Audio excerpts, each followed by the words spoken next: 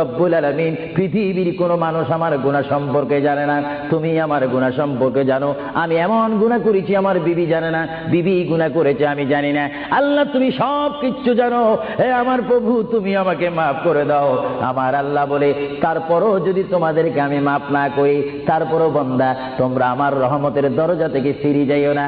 আমি তোমাদেরকে হুকুম দিচ্ছি, ওয়ালাউ আন্নাহুম ইয যালামু আনফুসাহুম জাউকা, বান্দারে যদি গুনাহ করে ফেলো আমার রহমত থেকে মুখ ফিরিয়ে তুমি চলে যাইও না।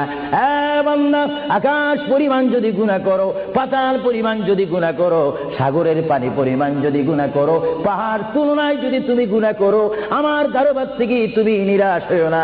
বান্দা, আমি তোমাকে একটি রাস্তা পাঠাই দিচ্ছি, একটি পথ তোমাকে আমি দেখাই দিচ্ছি। সেই পথটি কোন পথ তোমরা জানো?